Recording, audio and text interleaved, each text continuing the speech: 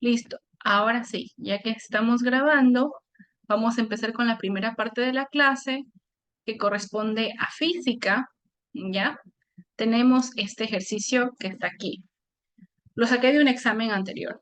Dice, un bloque de 8 kilogramos es alado, no la palabra jalar, bueno, dejémoslo así, es jalado a lo largo de un piso rugoso con un coeficiente de fricción cinético, un mu sub k de 0,25 por una cuerda ideal que ejerce una fuerza P de 25 newtons, formando un ángulo θ de 30 grados con la horizontal. Y a la vez es empujado por una fuerza F de 10 newtons que forma un ángulo beta de 15 grados hexagesimales con respecto a la vertical, como se muestra en la figura. ¿Cuál es la aceleración adquirida por el bloque? Muy bien. Entonces nosotros en la clase del día sábado nosotros habíamos dicho que hay tres leyes de Newton, ¿cierto? La primera, que es la ley de la inercia, que tú la podías aplicar cuando tu cuerpo estaba en reposo o cuando se movía a una velocidad constante. La segunda ley, que es la ley de la aceleración, por así decirlo, que tú la aplicas cuando existe un cambio de velocidad, ¿ya? En el movimiento de tu cuerpo. ¿Y cómo identificabas ese cambio de velocidad? Fácil y sencillo, porque te decían que tu cuerpo se acelera, como en como este caso de aquí, ¿ya? ¿Cuál es la aceleración adquirida del cuerpo? Aquí te están diciendo, oye, tú tienes que utilizar la segunda ley de Newton, que te dice que la sumatoria de las fuerzas, o la fuerza neta, tiene que ser igual a masa por aceleración. Ok, entonces nosotros habíamos mencionado que cuando nosotros nos enfrentamos a un ejercicio de leyes de Newton, lo primerito que tenemos que hacer es el diagrama de cuerpo libre del bloque que vas a analizar. En este caso, voy a utilizar los colores que me dice el ejercicio. El bloque es naranja. ¿Ya? Tenemos el mismo bloque naranja que me da el ejercicio y yo voy a dibujar todas las fuerzas que actúan en el bloque naranja. Si nosotros nos damos cuenta, tenemos esta fuerza P, ¿verdad? Que forma un ángulo θ con respecto a la horizontal. Cuando yo hago mi diagrama de cuerpo libre, yo tengo que dibujar mis fuerzas, pero descompuestas en, valga la redundancia, los componentes rectangulares. Entonces yo esta fuerza P que la voy a hacer con azul, esta fuerza de aquí está aquí, la fuerza P. Esta fuerza P yo la voy a descomponer en sus componentes rectangulares. Entonces, podríamos decir que yo tengo una fuerza, ya, P en X, ¿verdad? Y tengo una fuerza P en Y.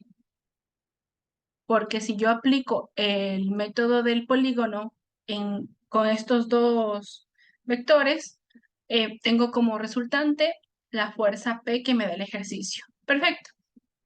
Ahora, antes de graficar la fuerza F en rojo, no me voy a olvidar de colocar el peso, ¿verdad? Del cuerpo naranja, que el peso es W, de weight en inglés. Y que ese peso también tiene bueno, no es que tiene una contraparte, sino que como este bloque naranja está apoyado en una superficie, esa superficie ejecuta una fuerza perpendicular llamada fuerza normal en dicho cuerpo, ¿cierto? Ya, la fuerza normal. Bien, y ahora aquí quiero que presten bastante atención, porque yo puedo frentear la descomposición de esta fuerza F de dos maneras. La descomposición de esta fuerza F, como el ejercicio quiere que lo haga, o como ustedes se sientan más cómodos. Bueno, antes de descomponer esta fuerza F, yo quiero hacer un diagramita aquí al lado del ejemplo. Ya. Tengo yo esta fuerza F que está aquí, ¿verdad? La voy a tratar de graficar lo más parecido posible al dibujo original que me da el ejercicio, ¿verdad? Esta es mi fuerza F. Entonces, el ejercicio me dice que aquí, con respecto a la vertical, hay un ángulo, perdón que me fui muy chueco, ¿ya? Hay un ángulo beta, ¿verdad? Con respecto a la vertical. Sé que aquí me fui un poquito, me pasé del vector, pero es el ángulo beta que está aquí. Ahora, ¿sí o no, niños, que yo puedo descomponer ese, ese vector F, esa fuerza, en, según el método del polígono, una fuerza F en Y, ¿verdad? Y una fuerza F en X, ¿ya? Fíjense que con el método del polígono, tú eliges cualquier punto en tu plano, dibujas tu primer vector, ¿verdad? Inmediatamente después de lo que tú terminas de dibujar tu primer vector, dibujas el segundo vector y para dibujar la resultante, que en este caso sería el vector F, tú unes el punto inicial donde empezaste tu gráfico con el punto final donde terminaste de graficar. ¿Sí o no? A ver, hasta ahí, chicos, esto lo recordamos. Confirmen, ¿sí o no?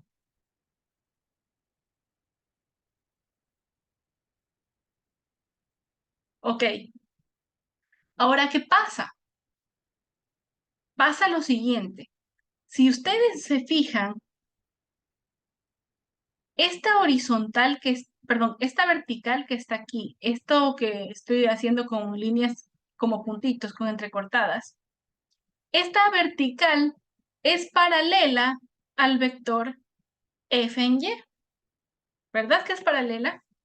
Y significa que el vector f está uniendo esas rectas paralelas como que si nos fuera una clase de matemáticas y estas fueran líneas paralelas y la línea en rojo es una línea secante. De tal forma que por geometría plana, este ángulo beta que está aquí es exactamente el mismo ángulo beta que encuentras acá. ¿Ya? Chévere. Eso pasa por geometría plana. Este ángulo beta que está aquí es exactamente el mismo ángulo beta que está acá. Lo cual me va a ayudar a determinar cómo yo descompongo, o mejor dicho, qué función trigonométrica yo utilizo para descomponer la fuerza F en X y la fuerza F en Y. ¿Ok? ¿Hasta ahí estamos claros, niños?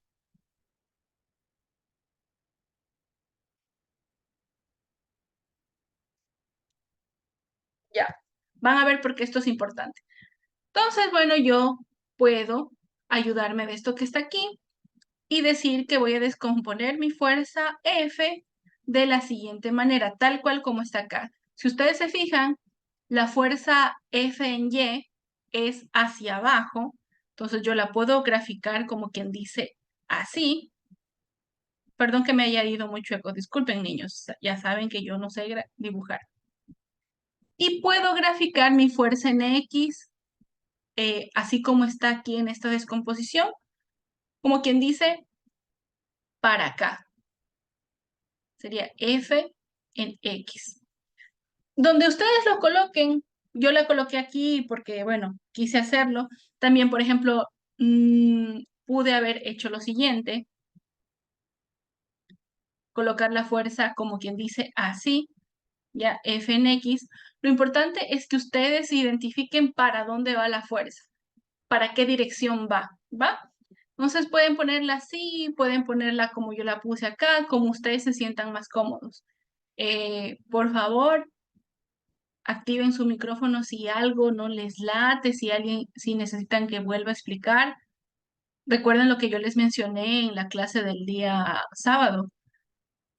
Hacer diagramas de cuerpo libre en física, en esta parte de física es vital porque si no hacemos bien el diagrama de cuerpo libre, si no identificamos todas las fuerzas que actúan sobre un cuerpo, no vamos a poder resolver.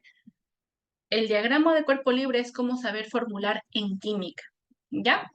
Bueno, pero ¿por qué yo descompuse las fuerzas así? Porque, por lo que acabo de explicar aquí, ¿ya? Bien, ahora, como yo ya tengo identificadas todas las fuerzas que actúan sobre el, sobre el cuerpito naranja, tengo que hacer mi sumatoria de fuerzas y tengo que identificar en qué eje yo voy a aplicar la segunda ley de Newton. Aquí voy a detenerme un ratito y voy a activar la cámara. Ya. Entonces, nosotros tenemos ese cuerpito, ¿sí o no, muchachos? Déjenme ver si aquí yo tengo algo. Ya, miren, imagínense que este es el cuerpo del ejercicio y que este cuerpo está, está actuando las fuerzas sobre el cuerpo. Este se va a mover, por ejemplo, de aquí para acá, ¿verdad? En ninguna parte del ejercicio te está diciendo que el cuerpo sube, que el cuerpo baja, te está diciendo que el cuerpo se mueve horizontalmente y que se acelere. Y por eso tú sabes que tienes que aplicar la segunda ley de Newton. Entonces, si tu cuerpo se mueve horizontalmente y en ninguna parte sube ni baja, significa que la segunda ley de Newton tú la vas a aplicar en el eje de las X, en el eje horizontal. Y cuando necesites hacer tu análisis en el eje vertical, como no se está moviendo allí, no está subiendo ni bajando, cuando apliques tu análisis en el eje vertical, ahí vas a utilizar la primera ley de Newton. Pilas con eso. Bueno, eso lo explico y lo aclaro aquí porque sé que en algún momento lo van a necesitar. No me acuerdo si en este ejercicio se necesita utilizar el análisis en el eje vertical. Pero recuerden, en ninguna parte del ejercicio dice que mi cuerpo sube o que mi cuerpo baja. Dice que se mueve así. Bueno, en este caso yo lo estoy moviendo para acá para que ustedes lo vean más didácticamente. Se mueve, mejor dicho, horizontalmente. Como se mueve horizontalmente, la segunda ley la voy a aplicar en el eje horizontal. Pilas ahí. Entonces vamos a seguir haciendo el ejercicio. Bueno, entonces según esto, ya más o menos aquí, yo sé que, voy a hacerlo con negro, que la sumatoria de fuerzas en el eje de las X va a ser igual a masa por aceleración. Perfecto, ya. Y yo voy a elegir un nivel de referencia. Mi nivel de referencia va a ser el plano cartesiano. Ya sé que para la derecha es positivo, para la izquierda es negativo, para arriba es positivo y para abajo es negativo. Este va a ser mi nivel de referencia, el cual yo voy a respetar en todo el ejercicio. Bacán. Y digo, bueno, voy a analizar las fuerzas que actúan sobre el eje de las X. ¿Cuáles son mis fuerzas horizontales? Mis fuerzas horizontales son la fuerza P en X, ¿verdad? Y la fuerza F en X. Y como las dos apuntan hacia donde según mi nivel de referencia es positivo, yo digo, ok, entonces la fuerza P en X más la fuerza F en X. Ah, perdón, y aquí me olvidé de poner una fuerza y nadie me dijo nada. Recuerden que nosotros, nuestro movimiento del cuerpo es para acá, ¿verdad? Aquí me olvidé de poner una fuerza y nadie me dijo nada. Perdón, ya. Movimiento es para allá, porque para allá se está utilizando mi fuerza P y mi fuerza F. Chévere. Y mi cuerpo, además de eso, está apoyado en una superficie, en un piso rugoso, ¿ya? Lo cual te dice claramente, oye, aquí hay una fuerza de fricción. Y la fuerza de fricción, como nosotros habíamos dicho en la clase del sábado, siempre se opone a tu movimiento. Si tu movimiento está hacia la derecha, significa que tu fuerza de fricción, la cual voy a poner con lilita, va a ir hacia la izquierda. Y esta es tu F sub K, fuerza de fricción cinética. Listo, ahorita sí, ya tenemos todas las fuerzas identificadas en tu cuerpo. Sería la fuerza P en X más la fuerza F en X menos, porque la fuerza de fricción cinética está en el eje horizontal y apunta hacia la izquierda, por eso es menos F sub K es igual a masa por aceleración. ¿Chévere?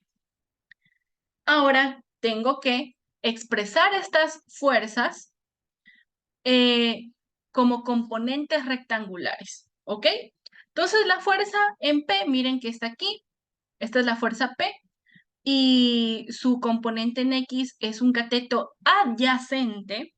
Por lo tanto, tú puedes decir que esta P sub X, esta fuerza P en X, es lo mismo que decir la fuerza P multiplicado por ¿qué cosa? Por el coseno del ángulo de aquí, por el coseno de teta. Chévere, muy bien. Más, aquí viene lo bacán, aquí viene lo bonito. Mucha atención en esta parte. Si tienen dudas, activen su micrófono y díganme. Miren lo que va a pasar aquí. Ahora tenemos que descomponer esta fuerza. Ya, un ratito voy a dejar de compartir y voy a activar la cámara.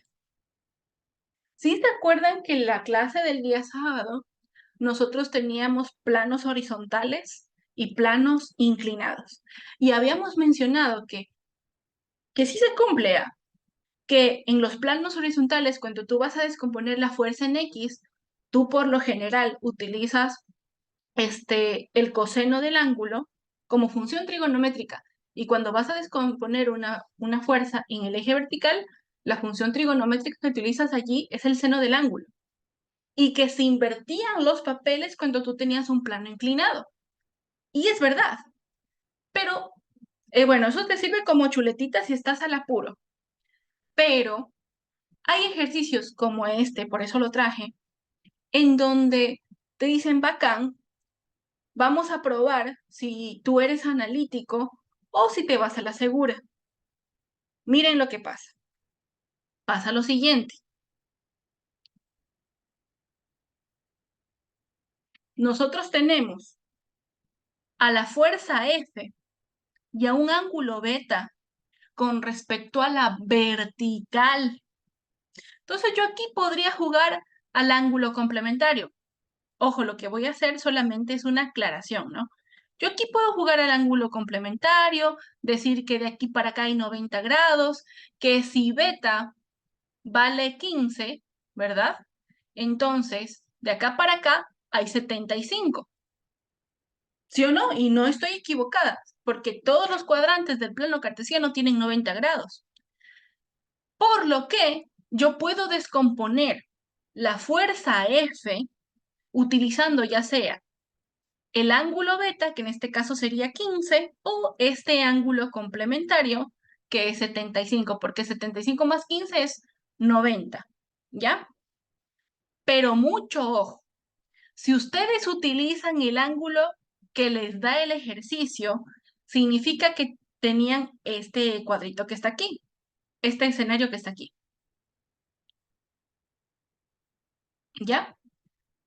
Y si ustedes notan, el ángulo beta está acá y el ángulo beta está literalmente al lado del componente de la fuerza en Y, lo cual nos indica que para Y nosotros necesitamos utilizar el coseno de beta y que X, al estar opuesto al ángulo, se convierte en un cateto opuesto y la función trigonométrica que nosotros tendríamos que utilizar para descomponer la fuerza en X sería el seno de beta, ¿ya?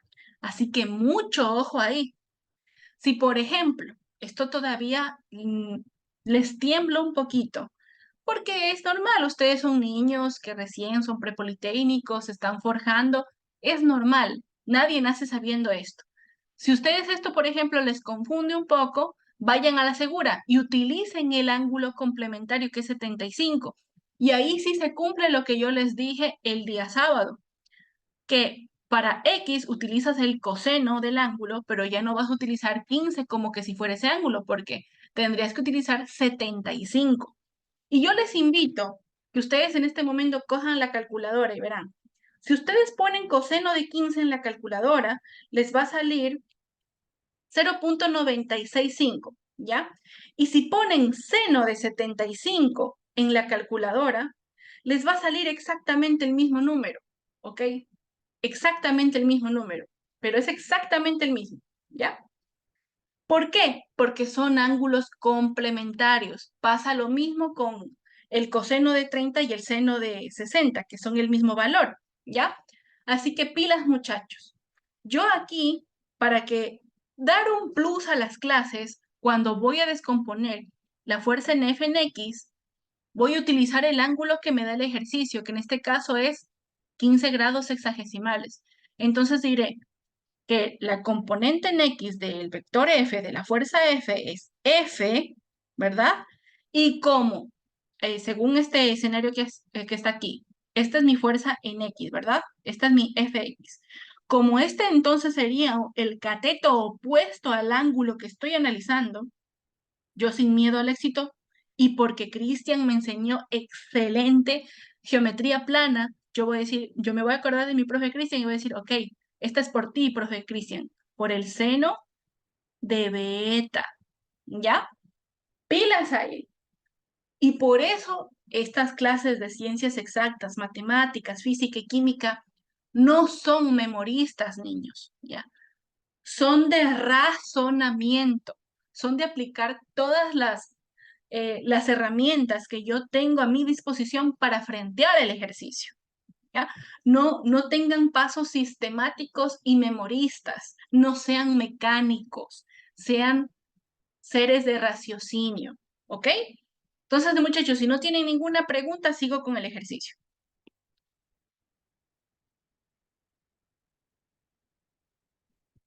Bueno, sigamos entonces. Creo que alguno de ustedes me está escribiendo, déjenme ver si son ustedes. Eh, me escribió una chica o chico, no sé, eh, que me pide el link para conectarse a las clases. Un ratito, déjenme pasarle el link. Dispositivos vinculados, no, mensajes destacados. Creo que era este. Ya, ahí está. Ya le pasé. Ok, sigamos. Ahora ponemos menos, ¿verdad? Y colocamos este que está aquí, ¿ya? Y recordamos que las fuerzas de rozamiento son una de las pocas fuerzas que tienen una fórmula descrita. Entonces, esa fuerza de rozamiento es igual al coeficiente de fricción cinético multiplicado por la normal. Igual a masa por aceleración. Lindo y bello. Chévere. Seguimos adelante. Tenemos absolutamente todo. Pero ¿qué nos hace falta? Describir la normal, porque la normal no es una fuerza que actúa en el eje X, es una fuerza que actúa ¿en dónde? En el eje de las Y. Entonces, un ratito voy a coger para acá y voy a hacer mi sumatoria de fuerzas en el eje de las Y es igual como el movimiento solamente se ejecuta de forma horizontal y en ninguna parte de mi ejercicio me están diciendo que tu cuerpo sube o baja, ahí tú no aplicas la segunda ley, tú aplicas la primera ley. Y la sumatoria de fuerzas es igual a 0 × 0. Y según tu nivel de referencia, que sigue siendo el plano cartesiano, aquí pones más, aquí pones menos, aquí pones más, aquí pones menos, ya.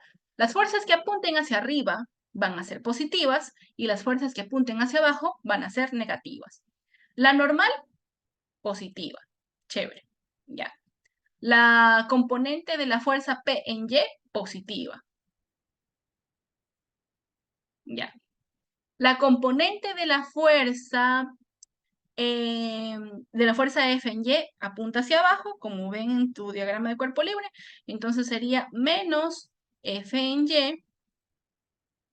y el peso menos W igual 0. Ok.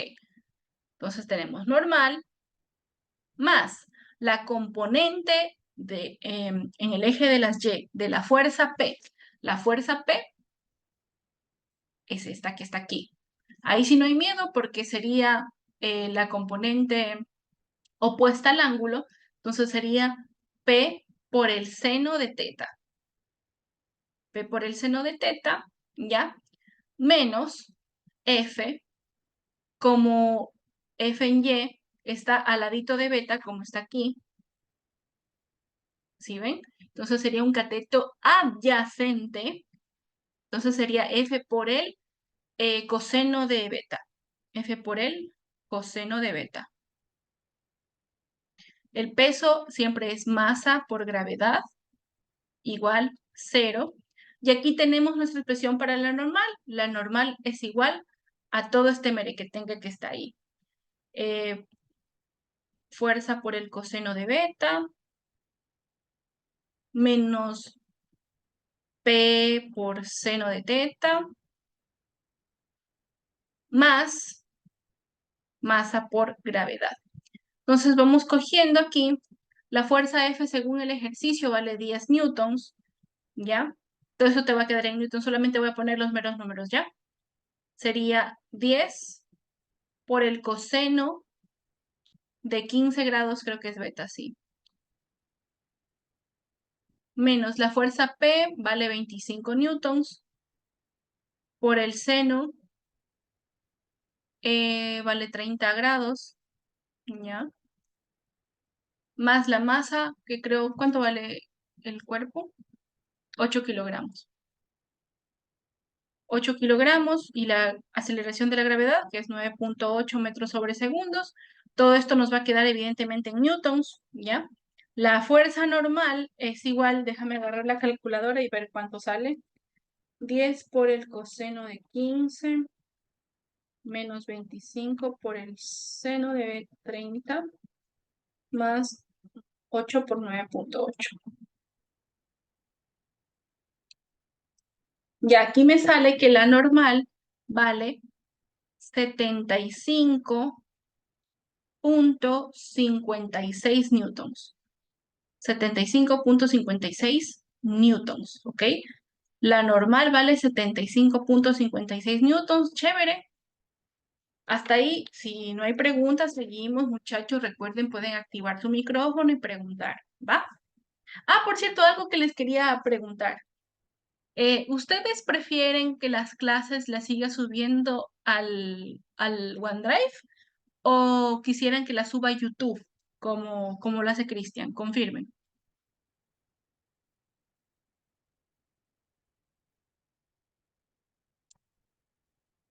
Verán que el que cae otorga, entonces yo las sigo metiendo al OneDrive y nadie me dice nada. Ok, Luego me subo ¿alguien a YouTube.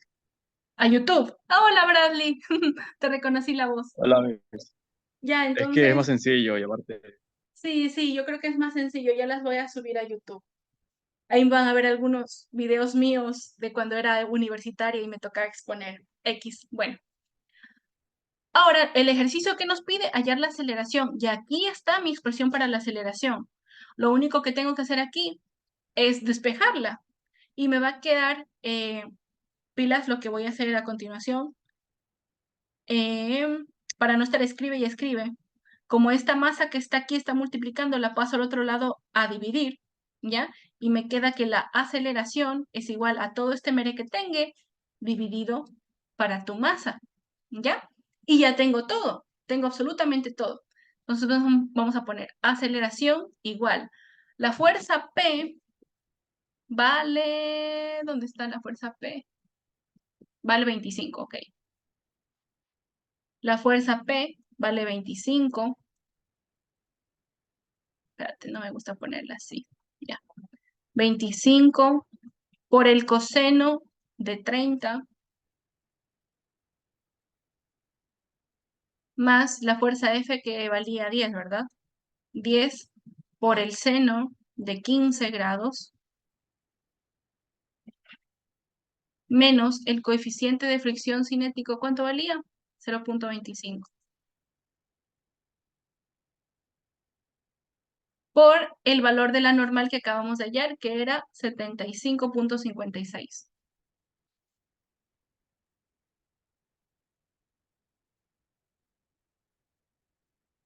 Dividido para la masa, que es 8 kilogramos. Obviamente aquí yo no estoy colocando las unidades, pero ustedes saben que las unidades en el Sistema Internacional de la Aceleración va a ser metros sobre segundo al cuadrado. Pilas ahí, ya. Aceleración es igual. Vamos a ver, déjame meter todo eso en la calculadora.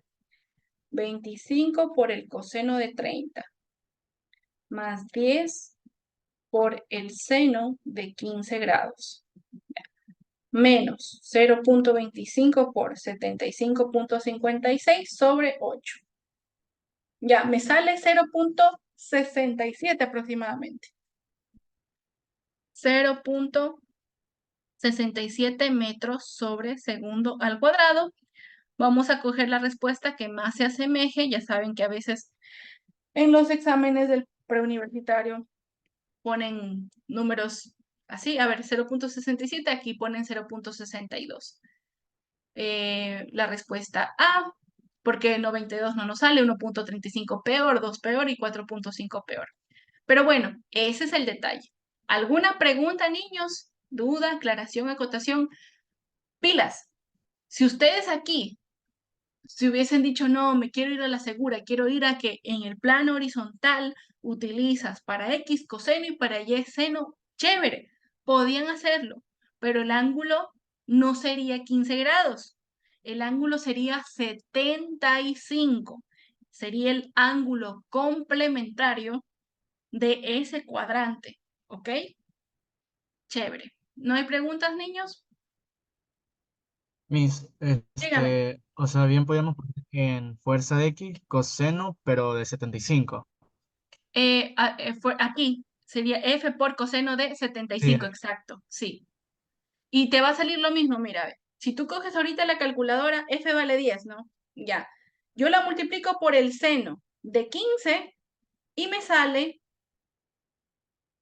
2.59. Ahora, si yo hago lo mismo, pero por el coseno de 75, 10 por el coseno de 75, me sale exactamente lo mismo, 2.59. Sale lo mismo. Ujú. Por eso en estas clases, bueno, no puedo estar yo con ustedes en su casa, ¿no? Pero sí me gusta que los niños utilicen la calculadora científica para que me vayan siguiendo. Si ustedes ahorita cogen su calculadora y hacen lo que les dije, miren, van a ver que no les miento. Un ratito, voy a dejar de compartir. Miren, no sé si alcanzan a ver mi ahí. Yo estoy multiplicando 10 por el seno de 15, me sale esa cosa horripilante porque yo compré una calculadora que no sé por qué quise comprar esta, debí comprar una más sencilla. Le cambio el formato a decimal y me sale 2.58 ¿ya? Ahora si yo cojo ese 10 y lo multiplico pero por el coseno de 75, me sale exactamente lo mismo, porque son ángulos complementarios. ¿Sí ven? Ya. Entonces, como ustedes se sientan cómodos. Eso es como ustedes se sientan cómodos, pero para que no sean memoristas. Entonces, sí, yo también les comprendo. Yo también fui estudiante del pre. Yo me sentía cómoda sabiendo que en el plano horizontal aplicabas coseno. Entonces, pero cuando aplicas coseno, ¿por qué es? No es porque es una regla. Tú aplicas coseno en el plano horizontal porque el ángulo es adyacente, es decir, está al lado del, valga la redundancia, del cateto que tú estás analizando. Y cuando aplicas seno, es porque el cateto está opuesto al ángulo que estás analizando. Entonces, pilas ahí. Ese es el detalle. Eso es geometría plana en su máximo esplendor. Otra pregunta, niños.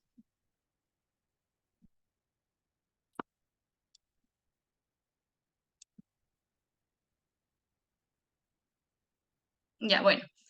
Este es un ejercicio que tiene fricción. Ahora vamos a hacer otro ejercicio de Newton que tiene tercera ley y tiene fricción. Es un poquito más difícil, pero si saben hacer un ejercicio así, el resto es carpintería. Miren, tenemos esta belleza. También lo saqué de un examen. Dice, un bloque de 3 kilogramos está encima de otro bloque de 5 kilogramos. Aquí está la figura. Ya. Que permanece sobre una superficie horizontal. El bloque de 5 kilogramos es jalado hacia la derecha con una fuerza como se muestra en la figura.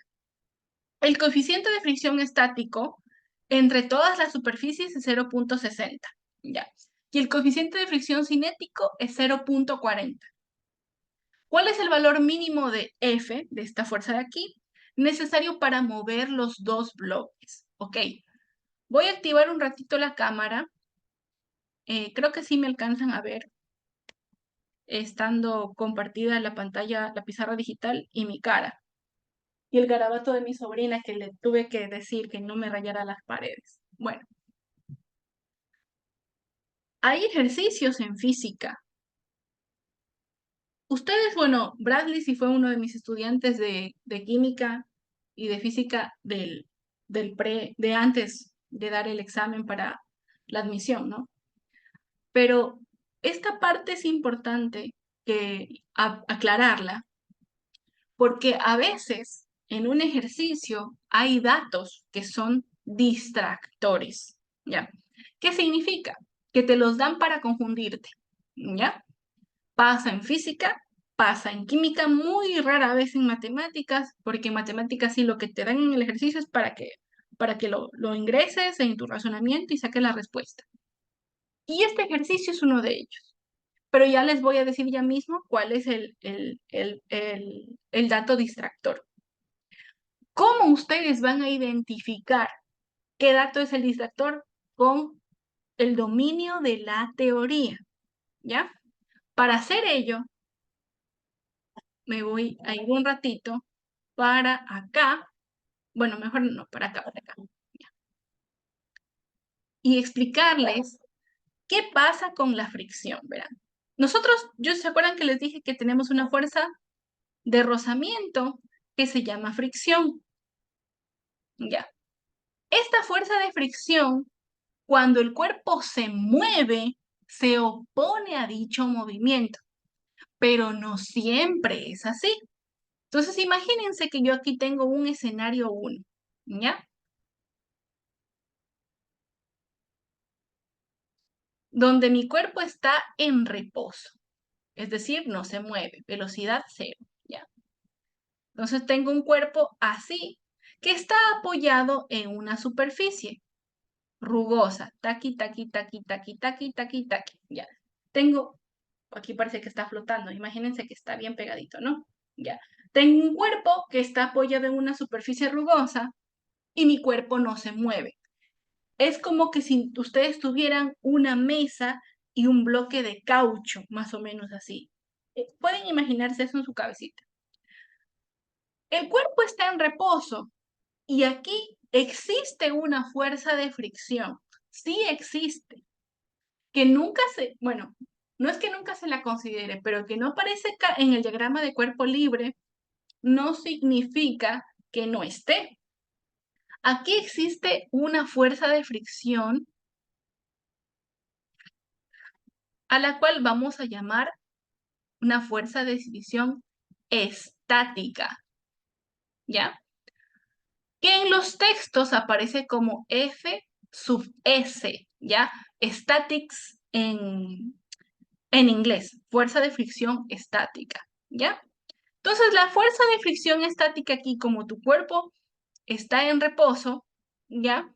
Dependerá, su dirección dependerá del futuro movimiento. Entonces, imagínense que mi cuerpo está en reposo, pero que el posible movimiento,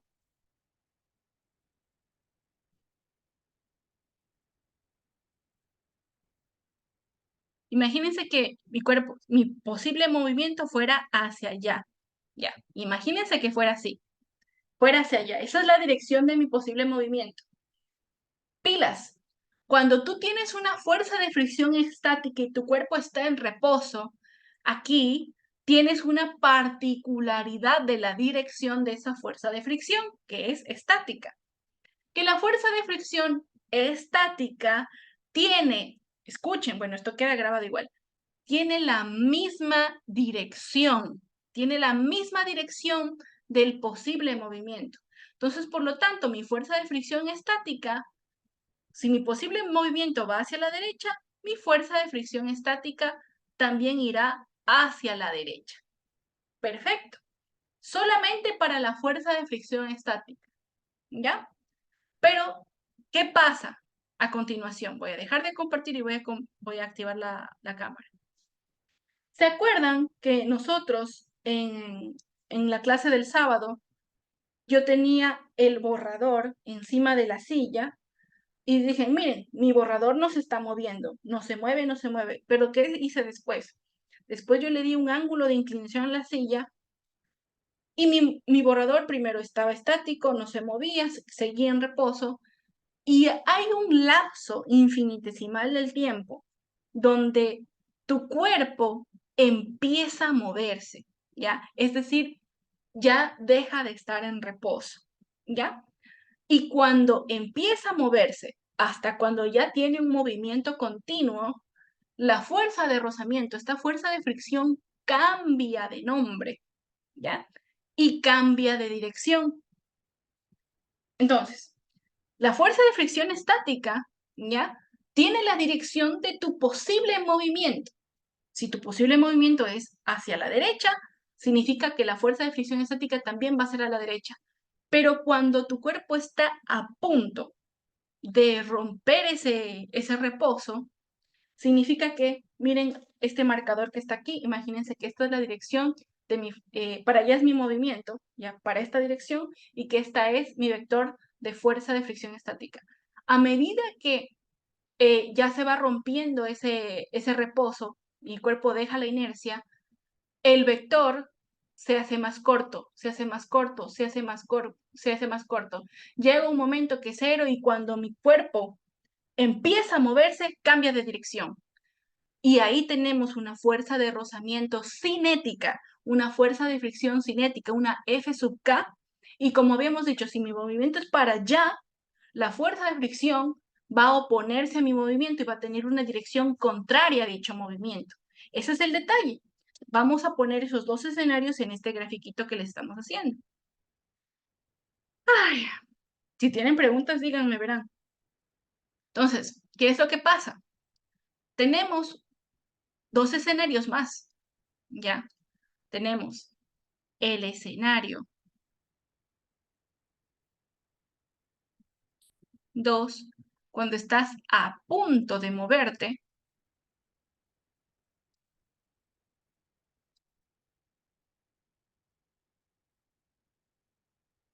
¿ya? Y el otro escenario, que es cuando pues ya te estás moviendo. Déjame minimizar esta cuestión y apagar la cámara, ya. Ese es el escenario 3.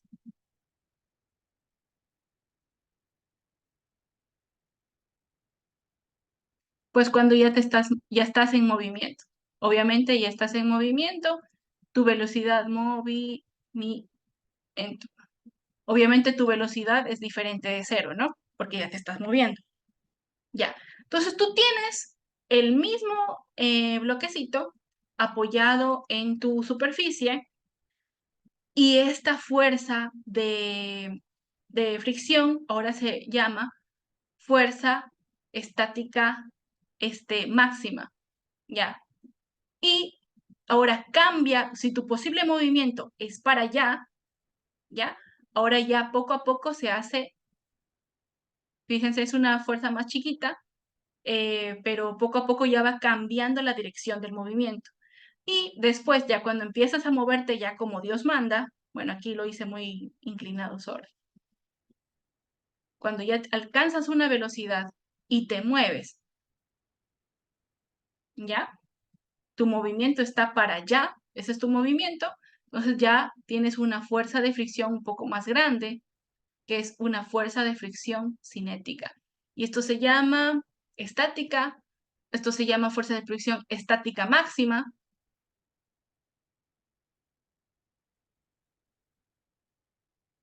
Y esta es la fuerza de fricción cinética. ¿Ok? Listo. Ese es el detalle con la fricción. Ese es el detalle. Ok, chicos, ¿esta parte quedó clara?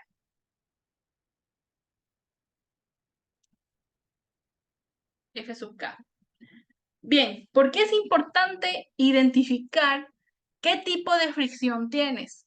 Porque, por ejemplo, en este ejercicio de acá, te piden calcular el valor de F necesario para qué cosa? Para mover los bloques. Para mover los bloques. Es decir, tu cuerpo, ¿ya? Tu cuerpo todavía no se mueve como quien dice a una velocidad constante, pero ya rompe ese reposo. Entonces, ¿qué es lo que pasa? Tu cuerpo ya no está en reposo, pero todavía no se mueve como Dios manda.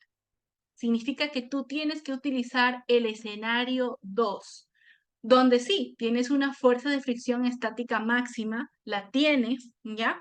Pero ya tienes esta fuerza de fricción estática máxima en la dirección contraria a tu posible movimiento. Sin embargo, como es una fuerza de fricción estática máxima, de los dos coeficientes de rozamiento que te da el ejercicio, que en este caso es 0.60 y 0.40, tú tienes que utilizar para la resolución el 0.60. Este es el que tienes que utilizar. Este no tienes que utilizar porque este lo utilizarías cuando tu cuerpo ya alcanza el movimiento, cuando ya se está moviendo con una velocidad constante o con una aceleración. Entonces, este dato que está aquí es el dato distractor. ¿Cómo yo me doy cuenta de eso? Me doy cuenta entendiendo en qué parte, en qué tipo de fricción está sintiendo mi cuerpo, en qué tipo de fricción ocurre en mi fenómeno, ¿ok? Ese es el detalle. Entonces vamos a utilizar la fuerza de fricción estática máxima y el dato que vamos a utilizar para el ejercicio 0.60. Pilas. Preguntas, dudas, aclaraciones, acotaciones, chismecito, díganme ahora o callen para siempre. Igual esto queda grabado. Esta clase la voy a subir al OneDrive y ya a partir de mañana empiezo a subir las clases a YouTube, ¿ya? Cuando ya estén todas las clases subidas al YouTube, ahí les digo, muchachos, ya está ahí, pilas. Bueno, entonces vamos a lo que venimos. Vamos a hacer el diagrama de cuerpo libre. Tengo dos cuerpos. Voy a hacerlo para el cuerpo de 3 kilogramos y el de 5 kilogramos. Para efectos didácticos, yo voy a decir que el de cuerpo de 3 kilogramos lo voy a colocar con verde.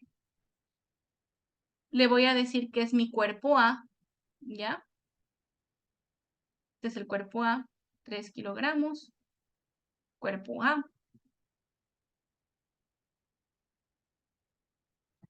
Y el de acá, voy a decir que es mi cuerpo B. Ya van a ver por qué. Cuerpo B. Bien, sigamos. Vamos a hacer entonces el diagrama de cuerpo libre para, primero para el cuerpo de abajo, para el cuerpo B, ¿ya? Entonces tengo diagrama de cuerpo libre, pero para el cuerpo B. Ya. Aquí yo tengo mi cuerpo B, ya. Y voy a dibujar todas las fuerzas que actúan sobre B. Bien, tenemos la fuerza F, que según el ejercicio tiene esta dirección. Me doy cuenta que mi cuerpo B de 5 kilogramos está atado a una cuerda, ¿verdad? Y que si está atado a una cuerda, entonces experimenta una fuerza de tensión. Y esa fuerza de tensión siempre se aleja de mi cuerpo. Perfecto. Una fuerza de tensión. Me doy cuenta que evidentemente aquí tengo el peso, ¿ya? De B, al cual yo voy a llamar WB, pero a su vez, encima del cuerpo B está mi cuerpo A, entonces yo voy a tener también un peso del cuerpo A, ¿ya? Y como mi cuerpo A está apoyado en una superficie, experimenta una fuerza normal de la superficie, este, de las, de la superficie con respecto a él, ¿ya? A la cual voy a llamar la fuerza normal de B, ¿ya? Porque estamos en el cuerpo B. Ya van a ver por qué. Y también, todavía no termino este diagrama de cuerpo libre, ¿ya? Me falta dibujar una fuerza, pero para que ustedes entiendan qué fuerza me falta hacer, voy a hacer el diagrama de cuerpo libre del cuerpo A. Entonces tengo el diagrama de cuerpo libre de A, ¿ya? Y voy a graficar todas las fuerzas que actúan sobre ese cuerpo. Me doy cuenta entonces que el cuerpo de 3 kilogramos, que al cual yo llamé A, está atado a la misma cuerda, entonces experimenta la misma tensión T. Y esa tensión siempre se aleja del cuerpo. ¿Ya? Perfecto. Este cuerpo tiene su peso, ¿verdad? Que es el peso de A. Chévere. Y aquí, la superficie en la cual está apoyado el cuerpo de 3 kilogramos, este cuerpo A, es el cuerpo B. Entonces, aquí hay una normal que ejerce el cuerpo B sobre A, al cual yo voy a llamar la normal de A. Ahora, pilas aquí. Creo que alguien me está escribiendo, déjenme ver si son ustedes. Ah, no, no son. Perdón. Ya, pilas. Les dije que faltaba una fuerza por colocar en el cuerpo B, ¿verdad? Esa fuerza que falta por colocar, bueno, de hecho son dos fuerzas que faltan. Ya. La primera es facilita. Si mi movimiento es para allá, para la derecha, por la acción de la fuerza F, si para acá es mi futuro movimiento, ¿verdad? Significa que yo voy a tener una fuerza de fricción, ¿cierto? Voy a tener una fuerza de fricción estática máxima, ¿ya? Que se opone al movimiento. Es más, esa fuerza la voy a colocar con azul. Y si mi movimiento es hacia la derecha, significa que esa fuerza de fricción cinética, perdón, estática máxima, a la cual voy a llamar F de B, ¿ya? No quiero ponerle F, sí, de B le voy a poner, ¿ya? F de B, ¿ya? Porque estamos con el cuerpo B, va a tener una dirección contraria a ese movimiento. Pero me falta una fuerza más, ¿ya? Siéntanse en toda la libertad de pararme, de activar su micrófono, si en esta parte de la explicación se perdieron.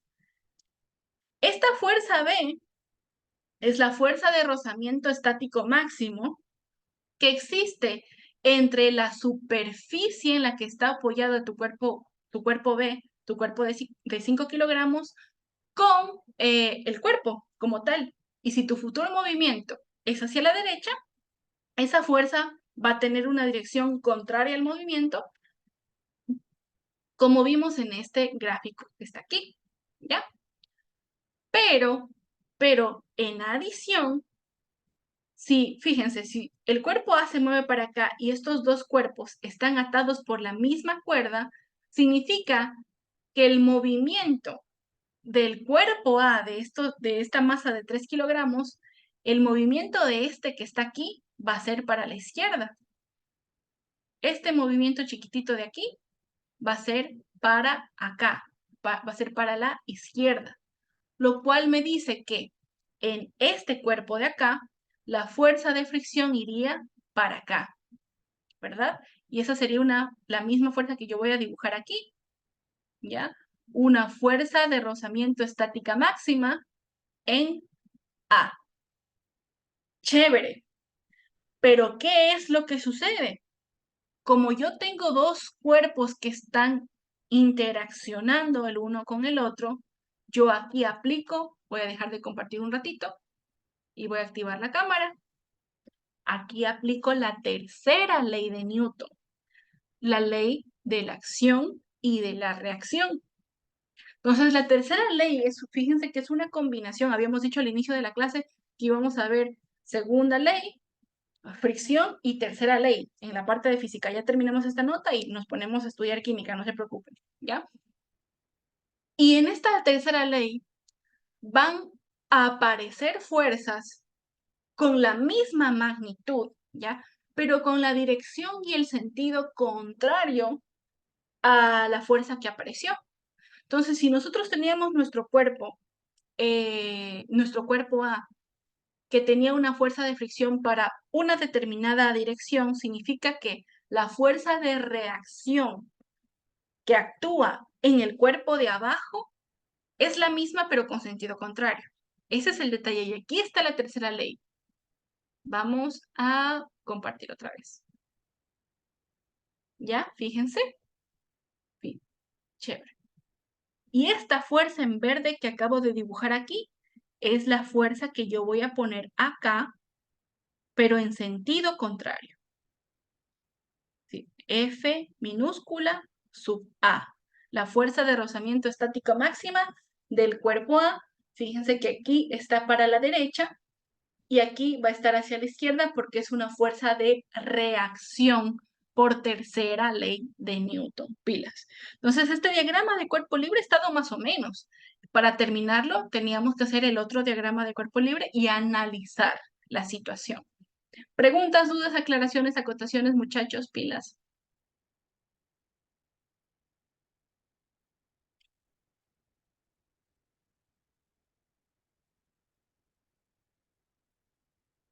Bueno, nos pide que determinemos el valor de la fuerza F. Bien, en ningún momento, fíjense que en el ejercicio me está diciendo que el cuerpo acelera, nada, simplemente que se mueve. Uno asume entonces que es en velocidad constante, que están a punto de moverse, que también evidentemente estaban en reposo, después están a punto de moverse y después se mueven a velocidad constante. Por lo tanto, aquí hemos aplicado la tercera ley de Newton al dibujar esta fuerza de aquí con su reacción acá. Pero cuando hacemos el análisis de la sumatoria de fuerzas, ya tenemos que aplicar la primera ley. Entonces, la primera ley de Newton me dice lo siguiente. Voy a aplicarla para el cuerpo B. Me dice que la sumatoria de esas fuerzas tiene que ser igual a 0. Y la fuerza que yo quiero saber, que es, en este caso es F, está en el eje de las X. Bien, agarro mi nivel de referencia y yo digo que es el plano cartesiano, para acá positivo, para acá negativo, para acá positivo, para acá negativo. Perfecto. Mi fuerza F que está aquí es positiva. F es positiva porque según mi nivel de referencia. Y el resto de fuerzas horizontales es negativo, ¿ya? La fuerza de fricción estática máxima en A, negativa. La fuerza de tensión, negativa. La fuerza de rozamiento estático máximo entre B y el suelo, negativo también, no tengo nada más, y eso tiene que ser igual a 0. Perfecto. Ya.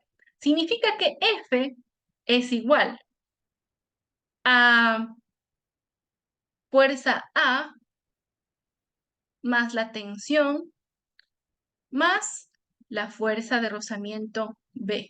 Y yo me doy cuenta que aquí tengo un montón de cosas que todavía me faltan descubrir, como por ejemplo la fuerza de rozamiento en A. ¿Y dónde está esa fuerza? En el diagrama de cuerpo libre del bloque A.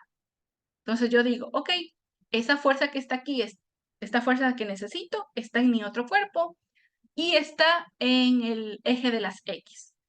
Y digo lo mismo, sumatoria de fuerzas en el eje de las X tiene que ser igual a 0, ¿verdad?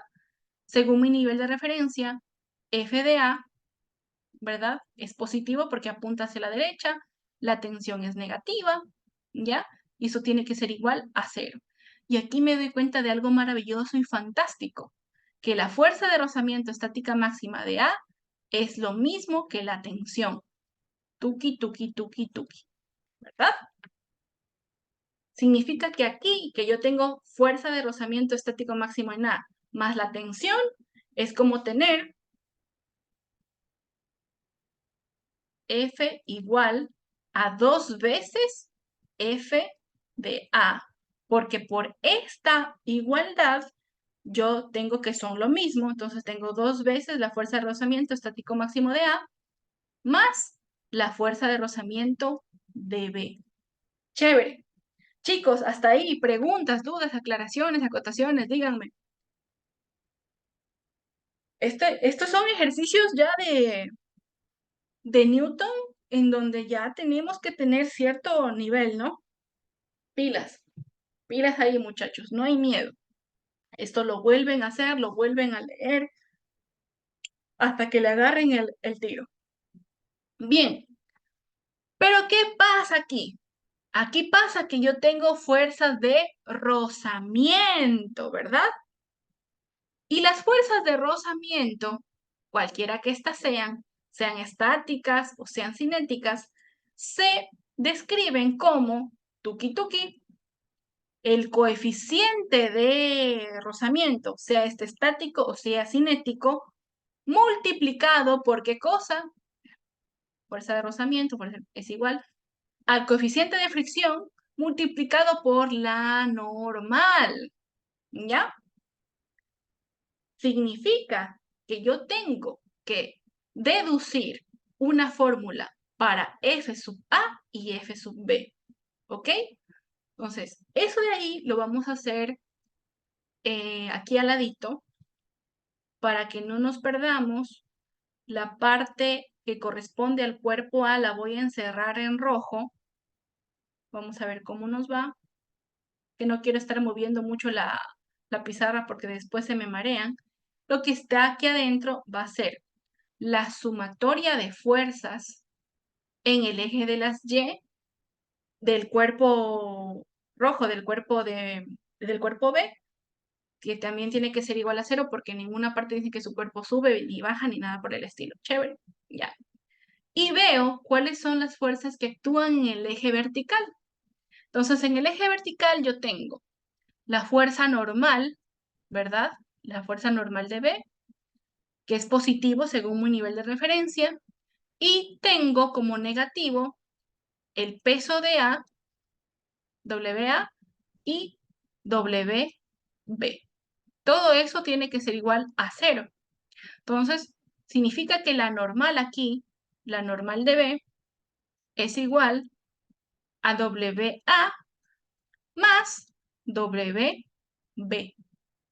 Entonces, la normal es igual a W, que es peso, es masa por gravedad. La masa del cuerpo A por la gravedad más, y W de B es la masa de B por la gravedad, ¿verdad? Entonces sería masa de B por la gravedad.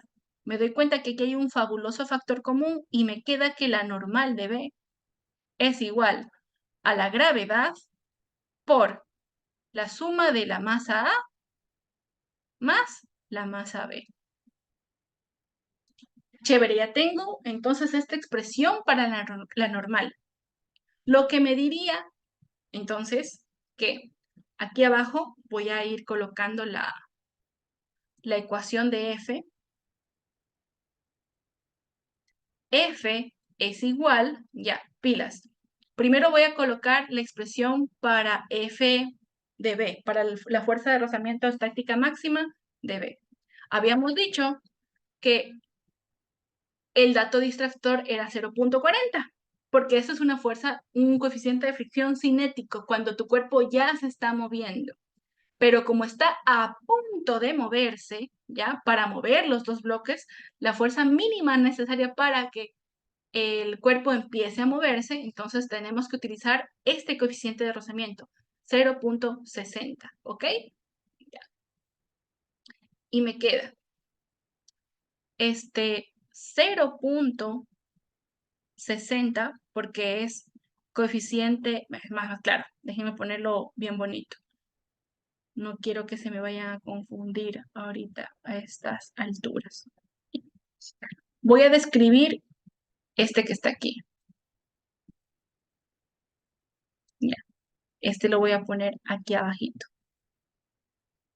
Ese es el coeficiente de estático máximo, que es 0.6, multiplicado por la normal de B, ¿ya?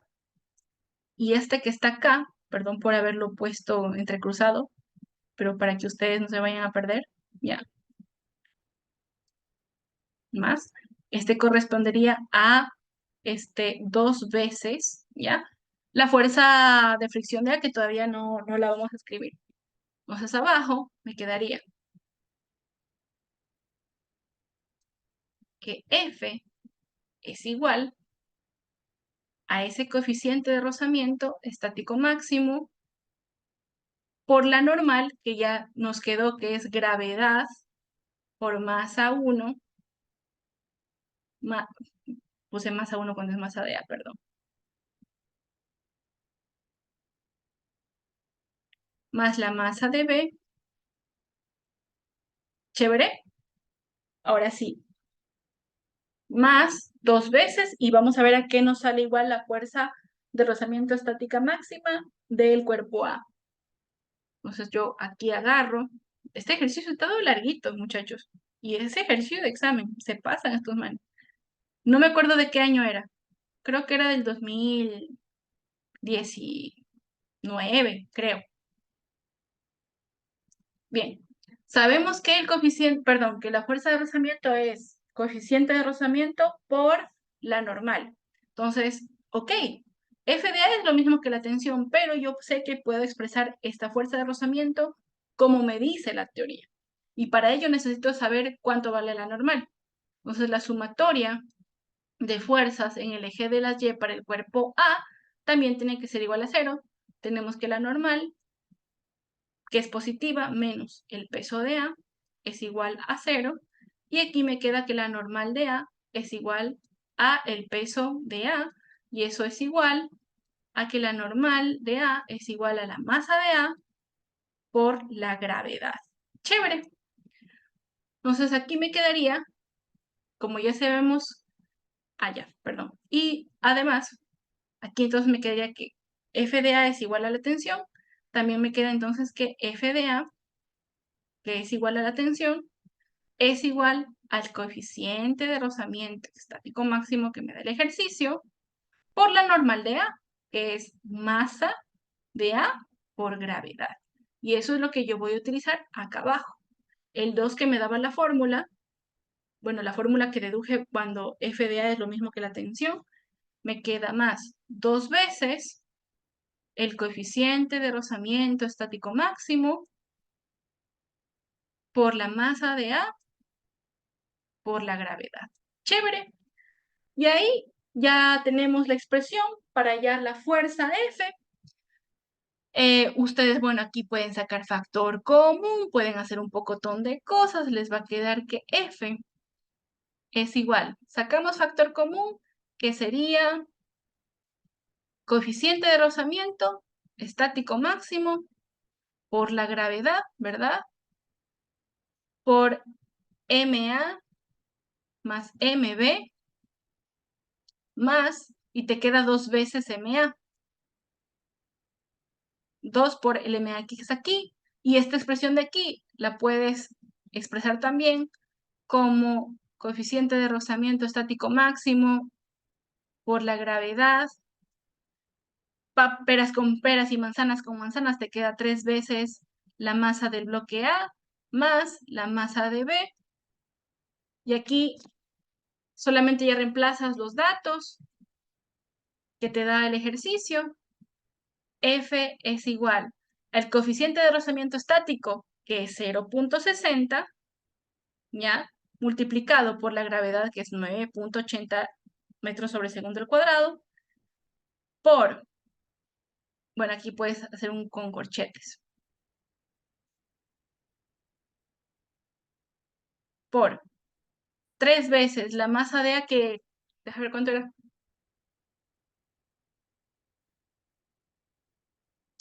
ya, 3 y 5.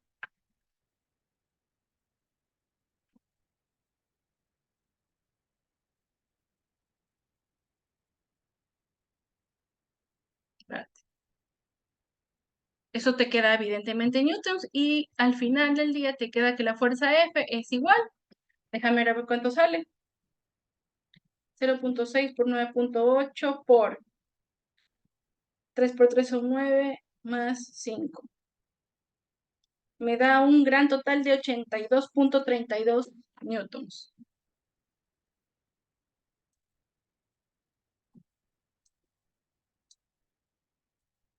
Tanto a nadar, muchachos, para llegar a ese 82. Vamos a ver las opciones de respuestas. La más cercana marcan que supuestamente es el 84, prácticamente casi igual. Cuestión de decimales, cosas así. Bueno, niños, y ese es el detalle. Bueno, el intento, ¿por qué? Así son estos manes. Se suelen poner números ni tan cercanos, pero no siempre pasa en todos los ejercicios, ¿ah? Entonces, pilas, aquí recuerden, el detalle del ejercicio es saber hacer el diagrama de cuerpo libre y saber qué ley utilizar, si utilizar la primera, la segunda, la tercera. Cuando ustedes tengan por lo general ejercicios como este, en donde tienen un cuerpo apoyado en el otro, de cabeza ustedes ahí tienen una tercera ley y va a haber una fuerza de un cuerpo que la tienen que dibujar en el otro, pero con dirección contraria porque es una fuerza de acción y de reacción.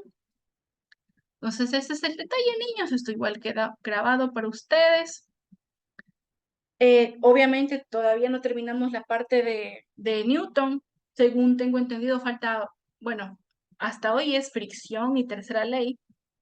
Y según el cronograma tienen que ver fuerza centrípeta y no sé qué cosas más. Pero en el cronograma de química ya terminamos rendimientos, purezas, lo cual me recuerda, a ver, aquí están muchachos, no están mis chicos que están haciendo el pre actualmente, creo que todos ustedes son pre de mayo. Había algunos ejercicios de leyes de Newton que hicimos en la prueba de lectura que estaban bien y que la respuesta marcaba mal. Entonces yo quería preguntarles a mis niños que están haciendo el pre de febrero si le reclamaron a su profesor porque tienen todas las de reclamarle. Pero ok, ahora nos vamos a centrar a la parte de química, porque en química, según el cronograma, ya tendrían, hoy les tocaba la prueba de lectura de gases. Muchachos, gases voy a dejar de compartir un ratito. Muchachos, créanme que gases, leyes de los gases, es el tema más sencillo de toda la química. Es el más sencillo.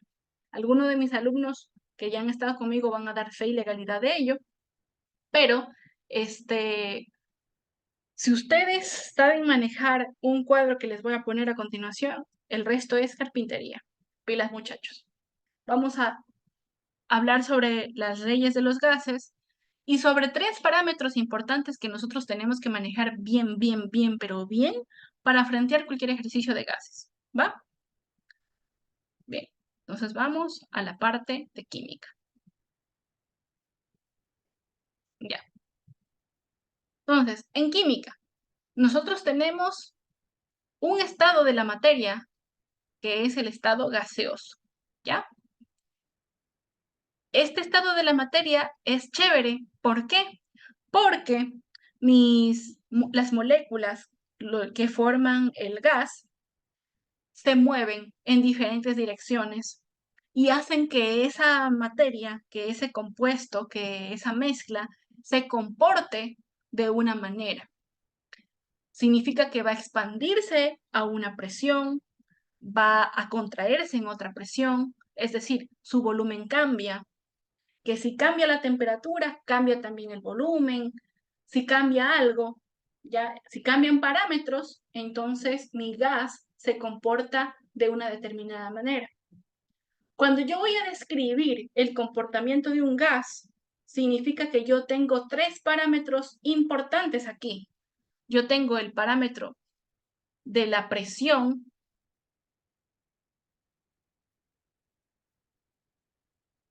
yo tengo el parámetro del volumen y yo tengo el parámetro de la temperatura. Temperatura. Y si yo tengo estos parámetros para describir el comportamiento de un gas, significa que yo voy a manejar en primeras instancias factores de conversión y listo. ¿Ya? Aquí, en esta parte de química, ya vamos a ayudarnos de factores de conversión que nosotros manejamos en física. Y aquí les voy a poner como que los factores de conversión más importantes de presión, volumen y temperatura que vamos a necesitar en los futuros ejercicios. Entonces, fíjense, voy a primero describir la presión. Voy a decir que una atmósfera, simbología o nomenclatura ATM, no Agencia de Tránsito Municipal. Una atmósfera es lo mismo que decir 1.013 por 10 a la 5 pascales. En el Sistema Internacional de Medidas la unidad oficial de la presión es el pascal. Y el pascal es fuerza sobre área. Ustedes saben que la fuerza es su símbolo, su unidad es el newton. Y el área, su unidad es el metro cuadrado. Entonces, un pascal es lo mismo que decir un newton sobre metro cuadrado. Pero como esta es la parte de química, ahorita no me importa si ustedes saben lo que es un pascal, pero yo se los digo porque algún día se los van a preguntar. ¿Va? Una atmósfera es lo mismo que decir 1.013 por 10 a la 5 pascales. Una atmósfera es lo mismo que decir 14.7 PSI, que significa pounds square inch en inglés, libras sobre pulgada cuadrada, ¿ya? Una atmósfera es lo mismo que decir 14.7 PSI.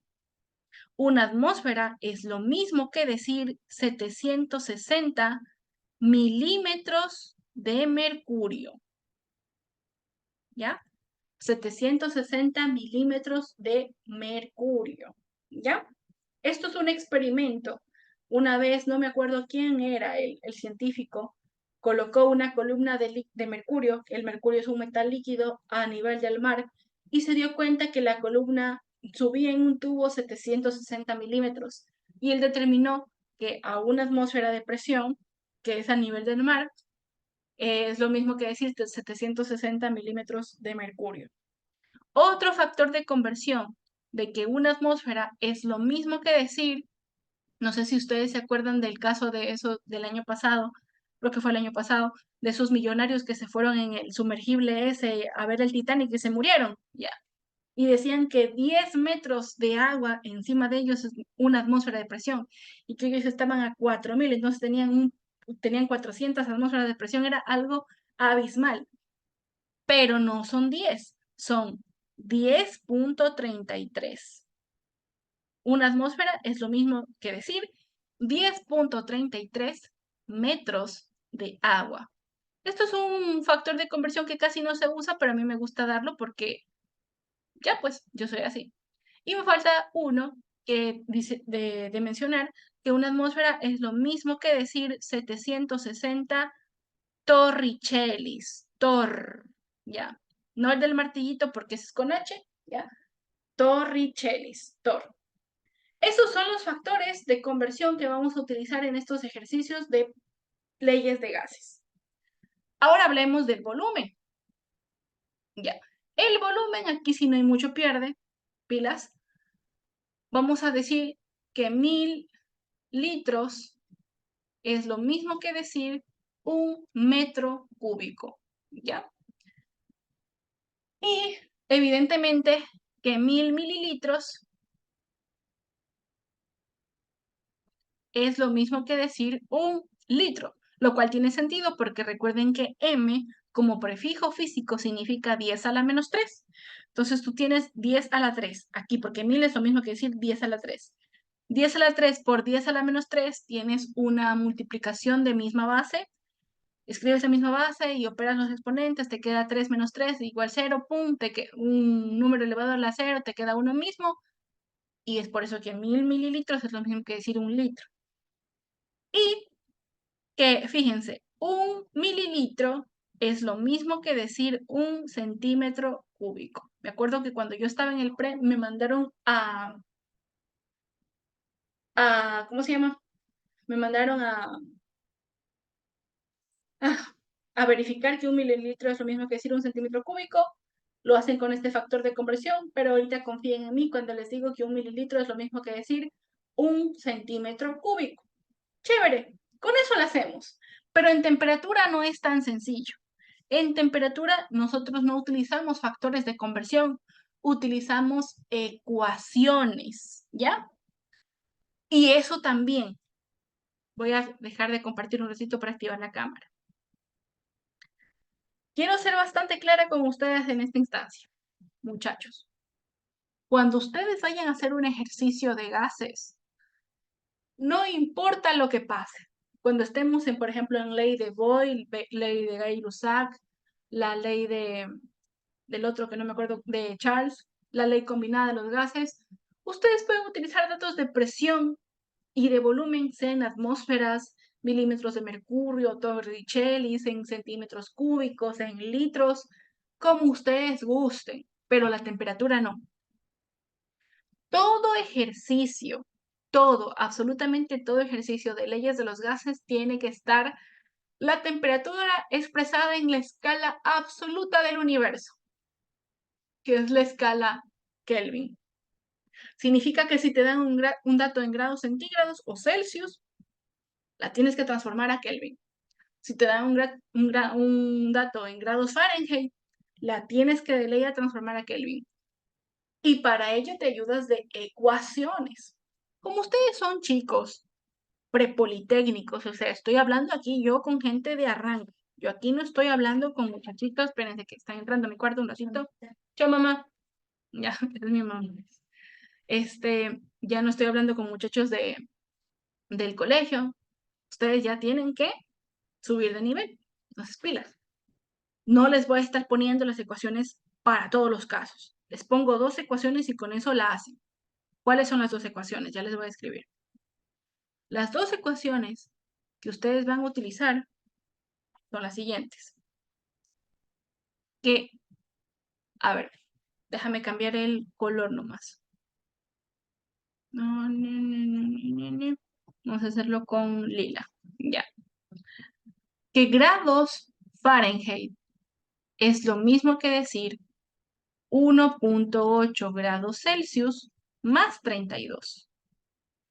Ustedes tienen esta ecuación y tienen 2 incógnitas. Significa que dependiendo del ejercicio, ustedes despejan la una, despejan la otra y ya saben una expresión para grados Celsius en términos de grados Fahrenheit y viceversa. Primera ecuación. Segunda ecuación, ¿ya?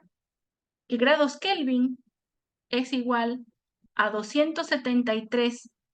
Ay, puse 5, que estoy loquita. 273.15. El 15 no lo voy a poner, ¿ya? Más grados Celsius. Esas son las 2 únicas ecuaciones que vamos a utilizar. Si ustedes necesitaran sacar los grados Celsius y les dan los grados Fahrenheit, simplemente despejan. Y como todo, absolutamente todos los datos de temperatura en cualquier ejercicio van a estar en grados Kelvin, esta es una ecuación que siempre, siempre, siempre, siempre, siempre van a tener en su cabeza. Repito, todos los datos de temperatura, todos, absolutamente todos, en estas clases de gases van a estar dados en grados Kelvin. Y si no están en Kelvin, tienen que transformarlos a Kelvin. Ok, chévere. Cuando estemos en la clase presencial les explicaré por qué todo tiene que estar en Kelvin, pero como ustedes son muchachos pilas, sé que lo van a sacar, sé que lo van a entender con las siguientes ecuaciones. Entonces, cuando tú vas a describir el comportamiento de un gas, hubo ya muchachos, bueno, científicos, que no tenían absolutamente nada que hacer y se pusieron a ver el comportamiento de los gases. Estos fueron Boyle-Marriott, Gay-Lussac, Charles y otros manes más que ahorita no vienen a colación. Y ellos identificaron sus leyes y como eran egocéntricos les pusieron sus mismos nombres. Entonces a mí no me importa que ustedes sepan quién fue Guy, quién fue Lussac, quién fue Boyle, quién fue Marriott, quién fue Charles, a mí no me importa. Lo que me importa es que ustedes digan, bueno, yo tengo este escenario, tengo estos datos, tengo que hacer esta ecuación y punto. Y para ello vamos a hacer un grafiquito, un cuadrito. ¿Ya? En este cuadro ya lo he dado a algunos muchachos que fueron mis alumnos. Entonces, ¿cómo vamos a construir este cuadro? Aquí voy a poner el nombre de la ley,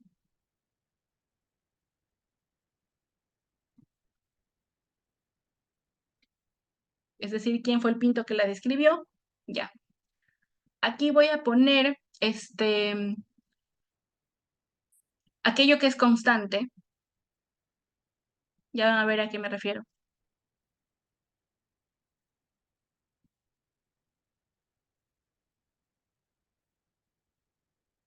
Ya. Aquí voy a poner la fórmula de la ley.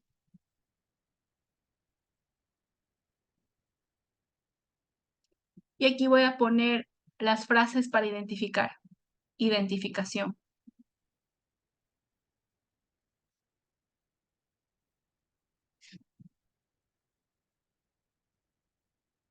Bien. Ok, empecemos con la fórmula de Boyle, la ley de Boyle, ¿ya? A mí no me importa que ustedes sepan quién fue Boyle. De hecho, fueron dos, fueron Boyle y Marriott, ¿ya? ¿Qué es lo que pasa, niños? Habíamos dicho que el comportamiento de un gas se describe por los parámetros de presión, volumen y temperatura. Esos son los que te dicen cómo se va a comportar el gas.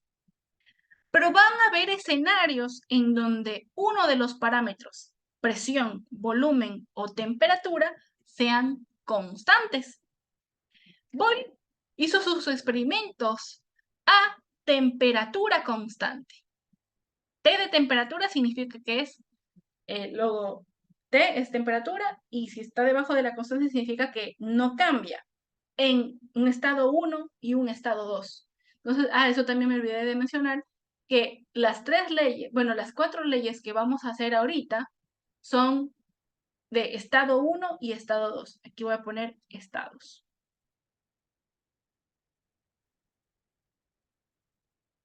O mejor dicho, comparación. Comparación.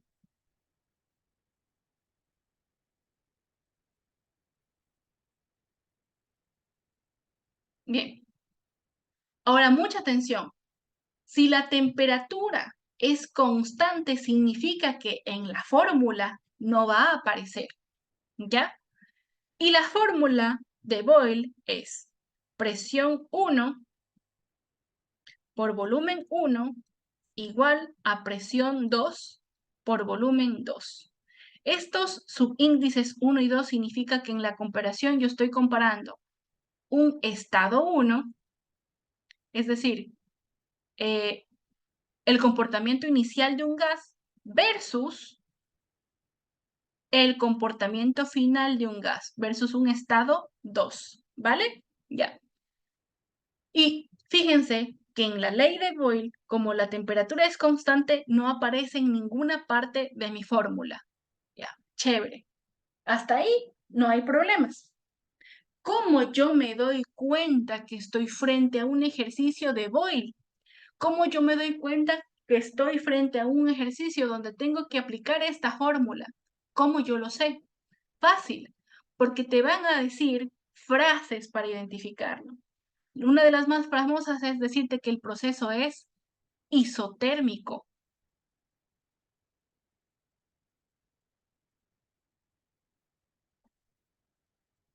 O, por ejemplo, te pueden decir que la temperatura no cambia. Literal, te pueden decir que la temperatura es constante. Te pueden decir que el cambio, porque ustedes saben que delta en física significa cambio, significa gradiente. Te pueden decir que el cambio de la temperatura es irrisorio, nimio, chiquito, como ustedes lo quieran. Sinónimos de pequeño. Nimio, insignificante, cosas así, vamos a decirlo así. Insignificante. Insignificante. Como tú lo quieras poner, ya. Esas son frases que te dicen que el proceso es isotérmico y que tienes que aplicar la primera ecuación. ¿Ok? O también, en su defecto, en el planteamiento del ejercicio, en ninguna parte te dan un valor de temperatura. Si no te están dando ningún valor de temperatura, no tienes nada que hacer, porque si no hay temperatura, tienes que aplicar esta fórmula. ¿Va? Chévere. No te dan valor, no te dan datos de T,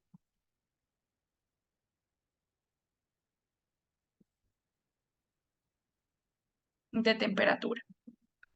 Esa es la primera ley. Ahora, la segunda ley que la voy a hacer con azul es la ley de Charles. No me importa que ustedes se sepan quién fue. Lo que me importa es que ustedes sepan que allí la presión es constante. Y si la presión es constante, significa que no aparece en mi fórmula. Y la fórmula, yo cuando doy esta clase siempre me gusta poner el estado 1 en la izquierda y el estado 2 de la derecha. Entonces, si la presión es constante, significa que no aparece en tu fórmula y sería volumen 1 dividido para la temperatura 1 igual volumen 2 dividido para la temperatura 2. ¿Ok? Nuevamente, como estoy comparando subíndices, otra vez tengo una comparación de un estado 1 con un estado 2, ¿verdad? Un estado inicial versus un estado final. Chévere, ¿ya? ¿Y cómo yo me doy cuenta de que tengo que utilizar esta ecuación? ¿Cómo yo me doy cuenta que estoy frente a un ejercicio de ley de Charles?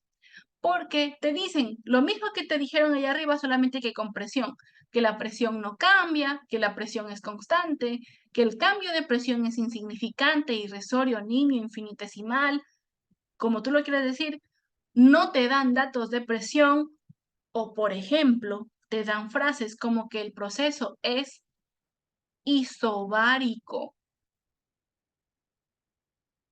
El proceso es isobárico.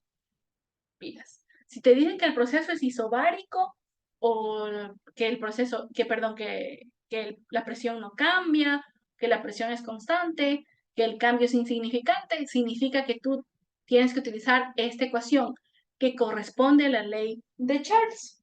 Listo. Ese es el detalle. Bien. Ahora, la tercera ley de los gases es la ley de Gay-Lussac.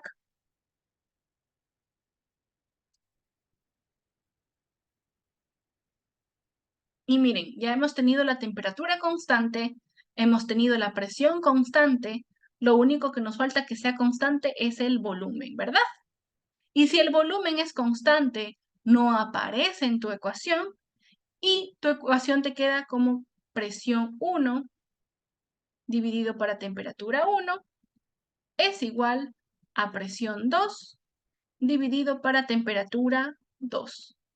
Nuevamente, como tú tienes subíndices, estás comparando un estado inicial, un estado 1, versus un estado final, un estado 2, ¿vale?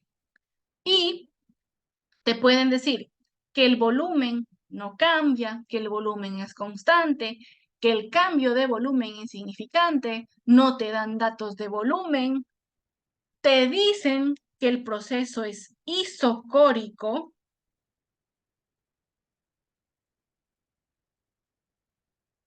te dicen que el proceso es isovolumétrico.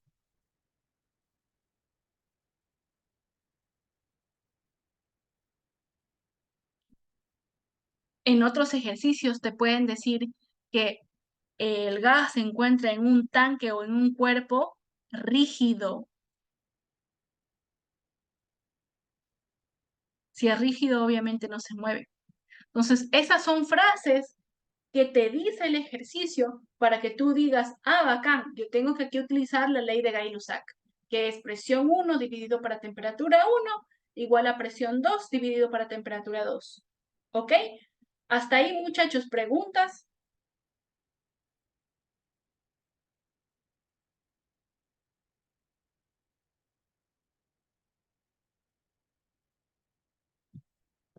Bien, sigamos porque todavía no terminamos de escribir las leyes. Tenemos estas tres leyes y nos hemos dado cuenta que, por ejemplo, en la ley de Boyle la temperatura es constante, que en la ley de Charles la presión es constante y que el volumen es constante en la ley de Gay-Lussac. Pero la naturaleza no es bonita. Es como les dije en la otra clase, que, que no hay rendimientos del 100%, ¿verdad? Que eso solamente te lo aguanta el papel. Y lo mismo pasa en gases, muchachos. No vas a tener eh, temperatura constante, presión constante o volumen constante, no siempre al menos. Entonces, van a haber casos en donde nada sea constante. No lo quiero poner con rojo, déjame ponerlo con este moradito de aquí. En donde absolutamente nada es constante. Todo cambia, ¿ya? Y cuando todo cambia, nosotros nos vamos a ayudar de una ley combinada.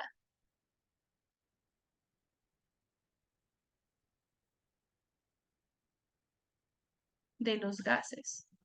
Y esta ley combinada de los gases es agarrar las tres ecuaciones ya antes vistas y hacerles una especie de intersección. Y si ustedes agarran estas tres ecuaciones y las intersectan, les va a quedar presión 1 por volumen 1 dividido para temperatura 1 es igual a presión 2 por volumen 2 dividido para la temperatura 2. ¿Ok? Y aquí otra vez están comparando un estado inicial, un estado 1, con versus un estado final, un estado 2. Nuevamente lo están haciendo. ¿Cómo yo me doy cuenta que estoy frente a un ejercicio de ley combinada de los gases? Fácil y sencillo. Déjenme ir un poquito más abajo. Ya. Yo me doy cuenta porque me dan todos los datos.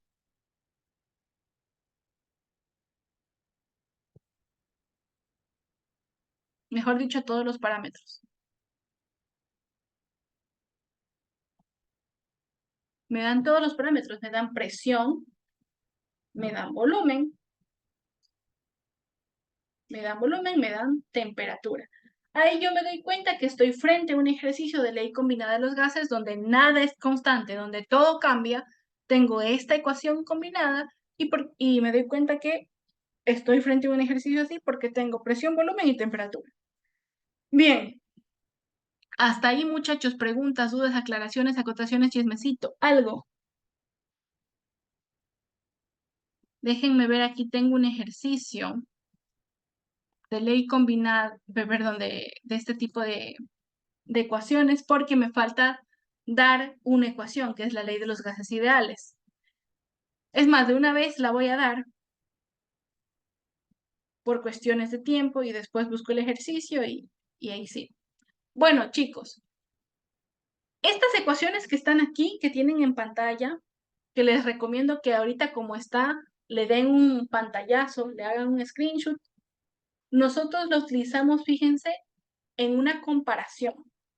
Cuando tú tienes un estado 1 y un estado 2, un estado inicial y un estado final. Es decir, en una parte del ejercicio tu gas tiene un comportamiento y en la otra parte de tu ejercicio tu gas tiene otro comportamiento diferente al inicial. Ahí utilizas estas cuatro ecuaciones, estos cuatro modelos.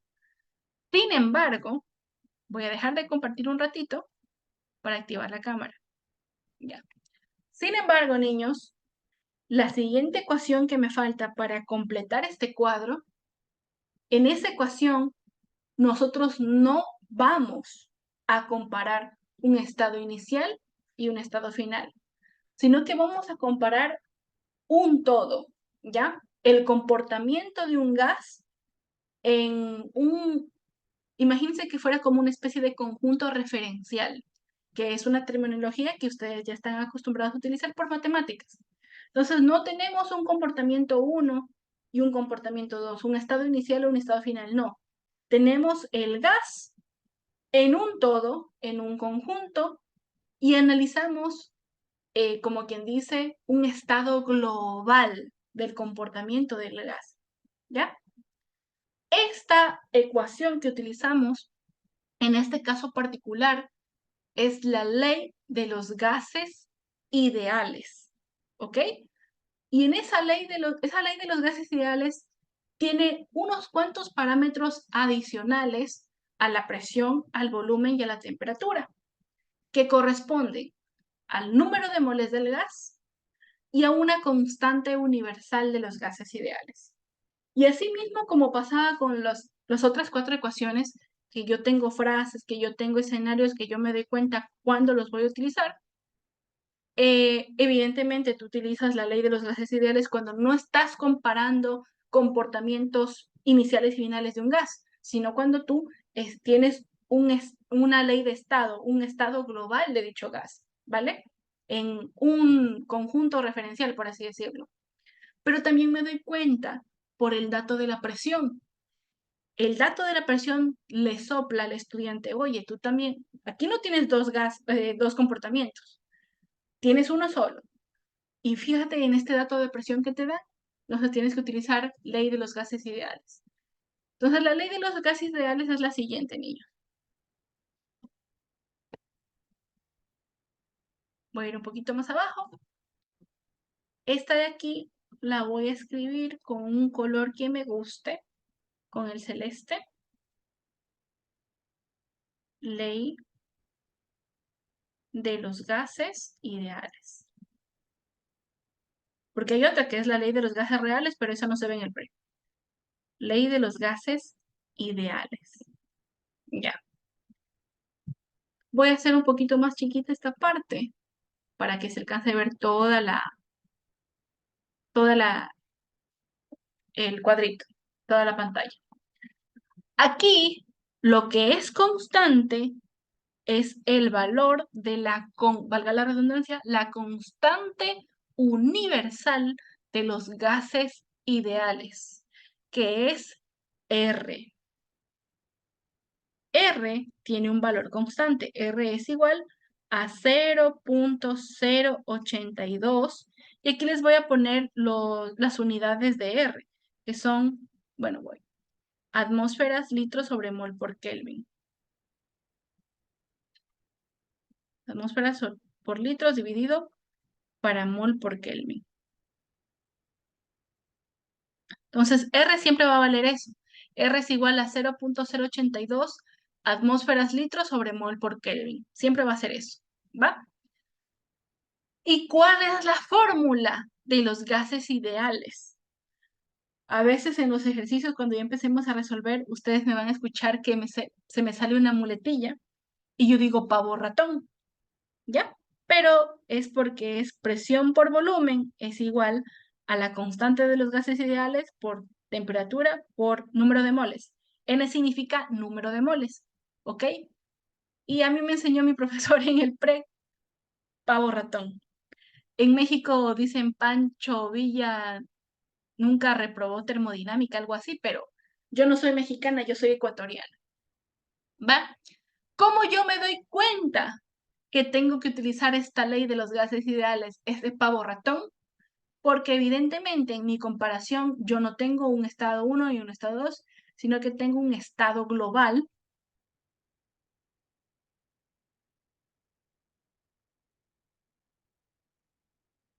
¿Ya? Y porque el dato de la presión es menor que 10 atmósferas.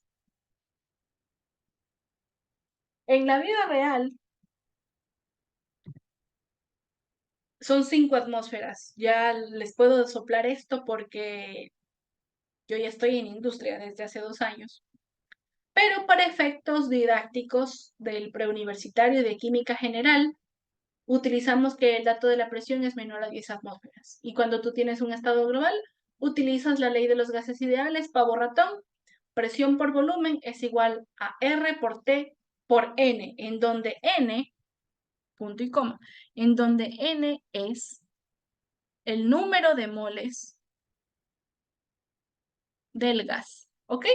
Entonces ahí ustedes ya tienen el cuadro completo de todas las ecuaciones que vamos a utilizar en leyes de los gases, absolutamente todas. Les recomiendo que le peguen un pantallazo así como está.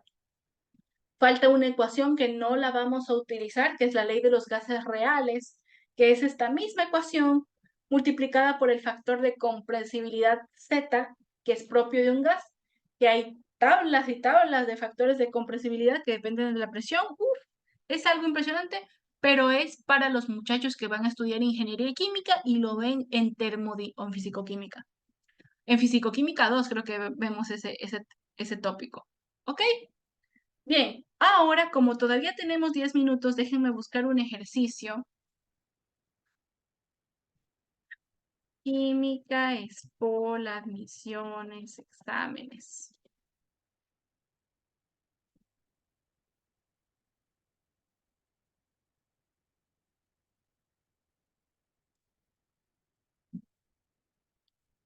Vamos a ver este.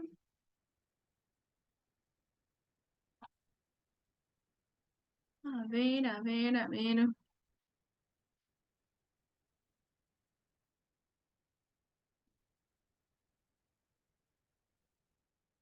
Mm, Tema, carbonato. No, este es de rendimiento, todavía no vamos por allá. No, aquí no hay un ejercicio que me agrade. Del 2019 tal vez.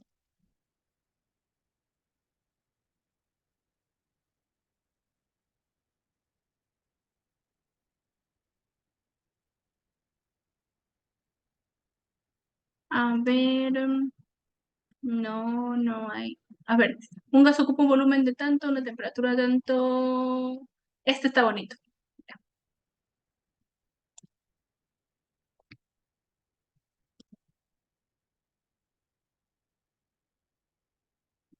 Espérense que les hago el recorte.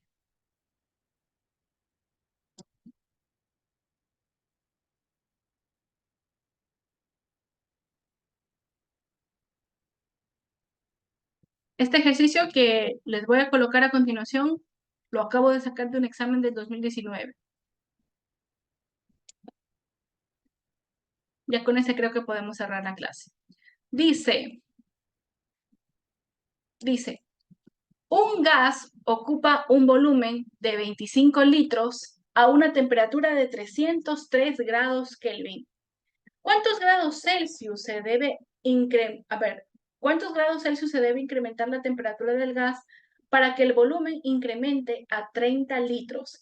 Fíjense, asuma que la presión es constante. Aquí son buenas gentes estos manes, te dicen la presión es constante. Si la presión es constante, tú aplicas la ley de Charles. Y la ley de Charles te dice que volumen 1 dividido para temperatura 1 es igual a volumen 2 sobre temperatura 2. En ninguna parte aparece la presión porque la presión es constante. Chévere, si ven, también les pudieron haber dicho, el proceso es isobárico, el cambio de presión es insignificante.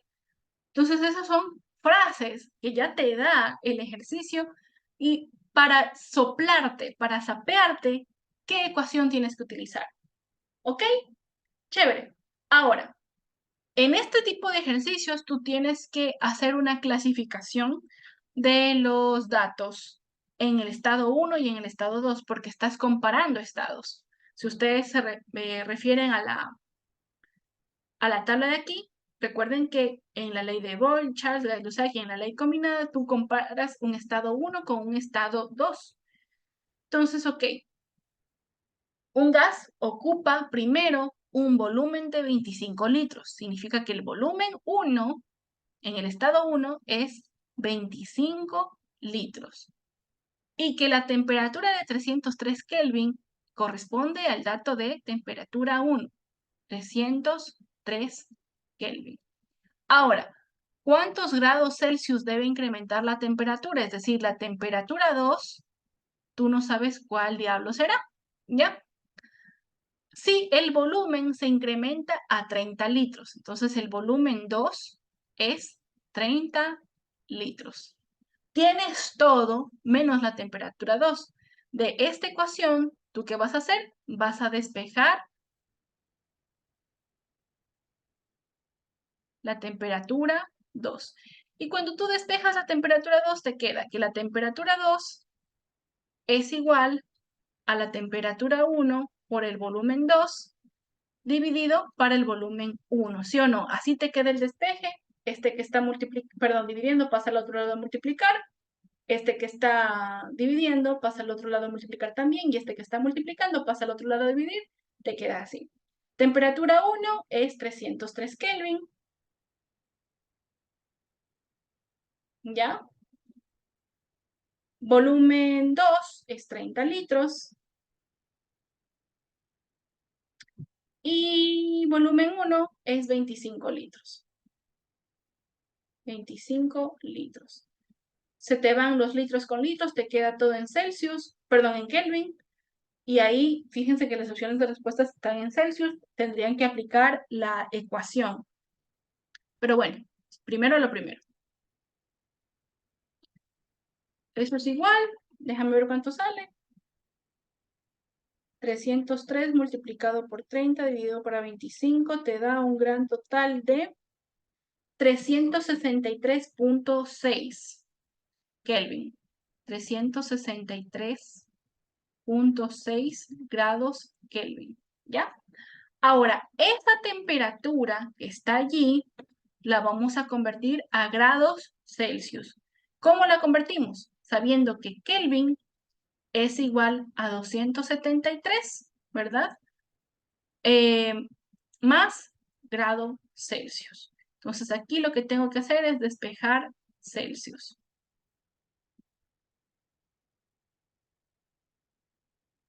Y cuando tú despejas grados Celsius, te queda que grados Celsius es igual a Kelvin menos 273.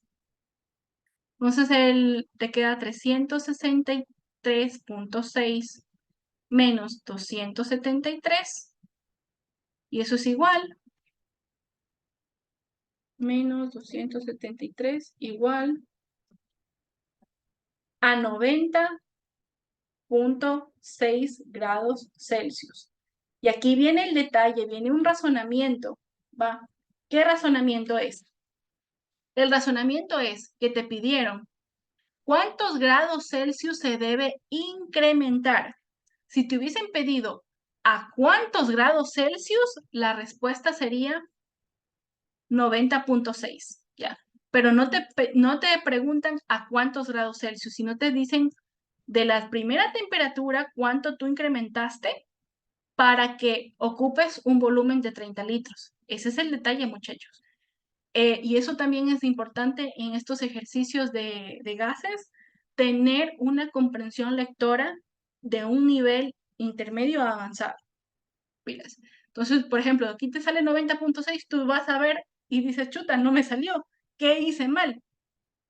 Pero te piden cuántos grados Celsius se debe incrementar la temperatura. ¿Qué es lo que tienes que hacer finalmente? Esos 303 grados Kelvin iniciales que te da el ejercicio, vas a convertirlos a grados Celsius. Y te quedaré así. Que la temperatura 1 es igual a 270, perdón. Vamos a hacerlo bien. Ya. Convierto de 1 a Celsius, a grados Celsius. Con que grados Celsius es igual a la ecuación que nos quedó ahí abajo, que era 270, perdón, Kelvin menos 273. Kelvin menos 273.